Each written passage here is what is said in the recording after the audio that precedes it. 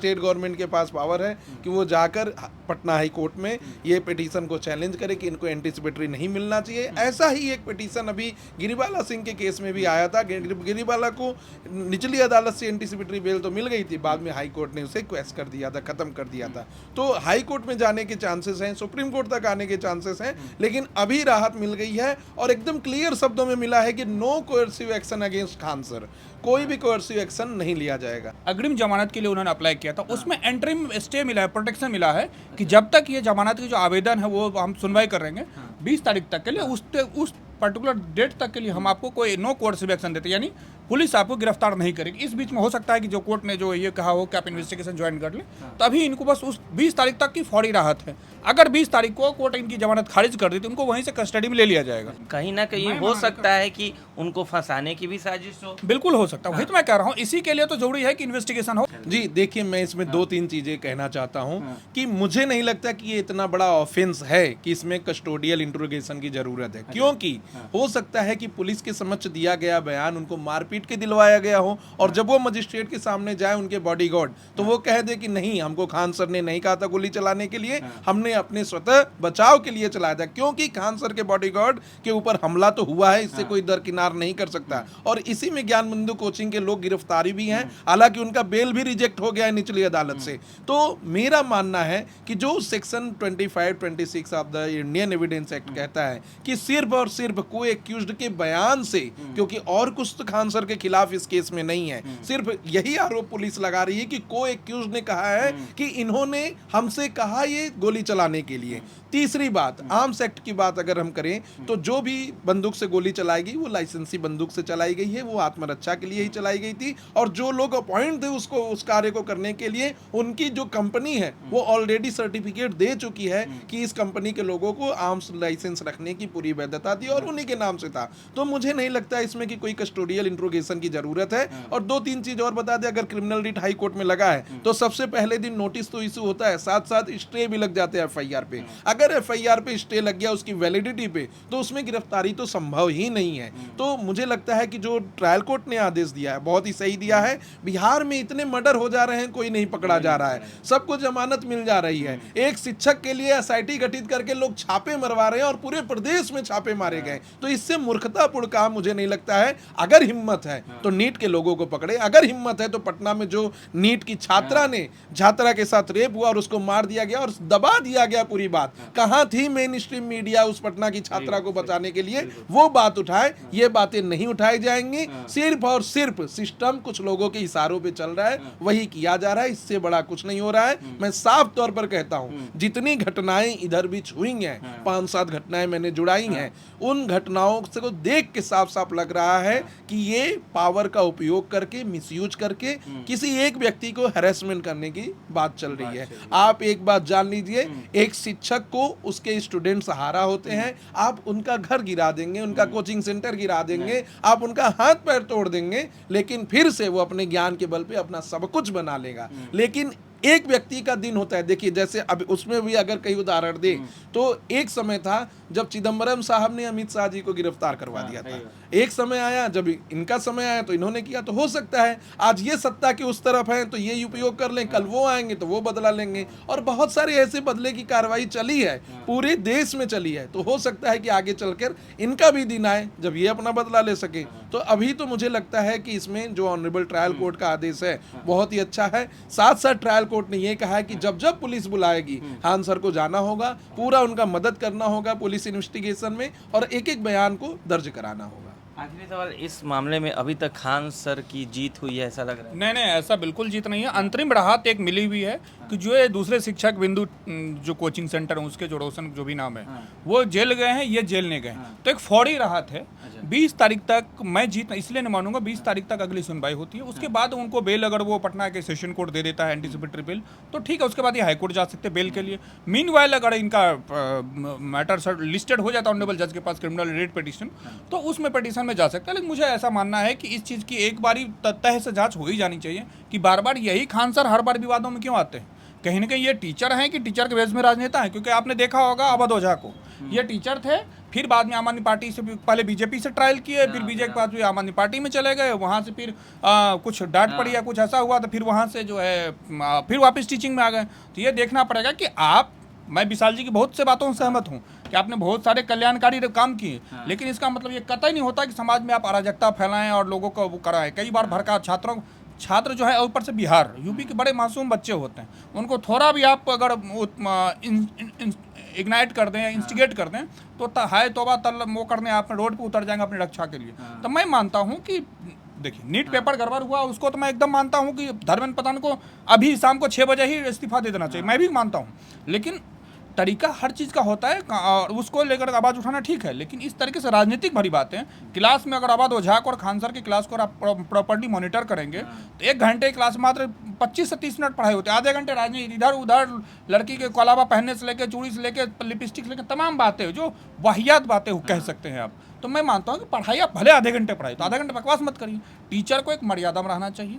जिस तरीके से वो चीज़ें कई बार बोलते हैं बड़ा अनवारंटेड चीज़ें होती है, मैं मानता हूँ कि नहीं होना चाहिए। और इस बात की पुख्ता एक बार जांच हो ही जाए कि बिहार में जो डाइवर्सिटी टीचर के बीच में है, अभी दबाव ये भी आया है कि बहुत सारे विद्यार्थियों को बताया गया है कि आप जबरदस्ती वो करो, बताओ कि हम यहाँ से पढ़े हुए हैं, तो अचीवमेंट दिखाना, फॉल्स अचीवमेंट दिखाते हैं। अभी मैं रहमान सर एक पटना में गुरुकुल है, मैं बिहार से, मधुबनी से, पटना में रहमान सर हैं, गोपाल मार्केट में था उनका ऑफिस। उस टाइम अभी भी रहमान सर के यहाँ अभी एक कोई वैकेंसी आई जिसमें 19,000 की कुछ रिजल्ट आया, उसमें से दोनों क्लेम कर रहे हैं हमारे, रोशन क्लेम कर रहे हैं हमारे हैं, वो कर रहे हैं हमारे हैं। भाई अगर सारे आप ही के हैं, ऐसा क्या इत्तेफाक है कि सब कोचिंग माफिया सब कुछ पेपर निकलवा दे रहे हैं। और आपको ये भी पता है भारत में कि कोचिंग माफिया भी है, एसएससी से लेकर सारा कुछ। और जितने ये खान सर हो गए, जितने विकास दिवकृति हो गए, जितने लोग हैं, ये कोचिंग कम बिजनेस ज़्यादा चला रहे हैं। इनको कहीं वो इनके बहुत सारे स्क्रीनशॉट वायरल हो रहा है जिसमें पैसा ले रहे थे। ये जब कहिए कि गरीबों को पढ़ा रहे, कुछ पढ़ावड़ा नहीं रहे, हाँ फीस थोड़ी कम ज़्यादा हो सकती है। ये विकास दिवकृति हैं, चाहे अवध ओझा हो, सब पैसा प्रॉपर लेते हैं। ये पढ़ाने कम, अपनी विवादों में रहना ज़्यादा, पॉलिटिक्स में ज़्यादा। ये कहीं ना कहीं अपना, मैं आपको बता दूँ, हर व्यक्ति के ज़िंदगी में एक वक्त ऐसा आता है जहाँ पे वो चाहता है कि पावर बहुत हो गए, मतलब पैसे बहुत हो गए, अब मुझे पावर चाहिए, तो वो उस चीज़ को तलाश रहे। आपको याद होगा काफ़ी की तरह एक अल्टरनेटिव मीडिया मनीष कश्यप नाम के थे, तमाम इधर उधर पहले जनता की बातें उठाएं, या नाला देखा खोदा, यहाँ किया वो किया, बाद में पहले इस पार्टी में गए, वहाँ बात नहीं बनी, बीजेपी से लेकर कांग्रेस, तमाम बातें NSA लगाया, फिर घूम फिर के पत्रकार बन गए। तो कहने का मतलब ये खान सर अभी हमको लगता है कि ये टीचर के भेष में ये राजनीतिक व्यक्ति हैं, इनकी तबीयत से कस्टोडियल इंट्रोगेशन होनी चाहिए, ताकि बिहार में जो लफड़ा चल रहा है ये एक बार सट आउट हो। ये बिहार को बदनाम करने की साजिशें हैं, और बिहार में ये 2-4 टीचर अगर ऐसे रहें तो वैसे ही बिहार जो है विवादों में रहता है, कहीं न कहीं चीज़ों में रहता है। मैं मानता हूँ कि बिहार को ये टीचर और गर्त में ले जाएंगे, पढ़ाने के बदले ये जो चीज़ें कर रहे हैं, मैं मानता हूँ कि इनका कोई पॉलिटिकल कंसिडरेशन है। ये मैं बहुत मुकम्मल के साथ कह सकता हूँ, बहुत जिम्मेदारी के साथ, कि ये सारी प्रक्रिया, सारी चीज़ें हो रही है राजनीतिक। अभी आपको मैं बताऊँ, अभिनव सर हैं एक मैथ वाले, बहुत बोलते हैं। अभी कपिल सिब्बल साहब के साथ, कांग्रेस के नेता हैं, उनके साथ वीडियो वायरल हो रहा है कि भाई बैठे हूँ। भाई मान तो सकता हो ना कि कोई उनको पॉलिटिकल कंसिडरेशन। ऐसा क्या कि मोदी जी हमेशा गलत किए, कोई तो काम अच्छा। हम देखिए, हम यहाँ ये भी नहीं कह रहे हैं कि हम मोदी जी के पक्ष लेना भी विरोध कर रहे हैं, लेकिन एक तरफा ही चीज़ें हो जाना, वो कहीं ना कहीं बात वो करता है कि आपकी संलिप्तता कहीं ना कहीं है। और खान सर भाई साहब, सीधी सी बात है, ये बंदा राजनीतिक बंदा है, उसकी बातचीत सही लगता है, वो आज न कल पॉलिटिक्स में उतरेगा। आप लिख के रख लीजिए, आज 9 जून है, 9 जून 2026 में हम बात कर रहे हैं। ये बंदा साल हो, 2 साल हो, 3 साल हो, 100%, चाहे बीजेपी से हो, चाहे आपका आरजेडी से हो, जैसा माहौल चला के भैया वो माहौल देख के आएगा, चाहे कांग्रेस में जिसमें भी हो, ये 100% उतरेगा। ये गारंटीड मैं बोल सकता हूँ, जैसा बात हो जा उड़ा। देखिए, यहाँ पर मैं एक बात कहना चाहूँगा कि इस पूरे मामले में मीडिया ट्रायल चल रही है और आर्म रेसलिंग किया जा रहा है। और दूसरी बात मैं कहना चाहूँगा कि जो भी ऑनलाइन के टीचर हैं, जो भी शिक्षक हैं, हम सभी लोगों को उनका सम्मान करना चाहिए, क्योंकि कोविड का जब समय चल रहा था तो यही शिक्षक थे जो पूरे स्टूडेंटों का एक सहारा बने थे। और कहीं ना कहीं ऑनलाइन टीचिंग होने से शिक्षा और आसान हुई है, घरों तक पहुंची है, और लोगों के बीच अब जो लड़का 2 लाख 3 लाख खर्चा करके शहर में नहीं जा सकता था, अब वो घर पे अपने चैनल पे यूट्यूब पर वो चीज़ें 7,000 8,000 के कोर्स में देख ले रहा है। तो मुझे लगता है कि एक दो टीचरों की वजह से सारे शिक्षकों के लिए गलत शब्द का उपयोग करना गलत है। शिक्षकों ने समाज को बनाया है और हमें यह बात स्वीकार करनी चाहिए, चाहे वो कोई भी शिक्षक हो। अगर 10 लड़कों को पढ़ाए हैं और एक लड़का भी समाज में डॉक्टर, इंजीनियर, दरोगा बन जाता है तो वो समाज को कुछ न कुछ दिए हैं।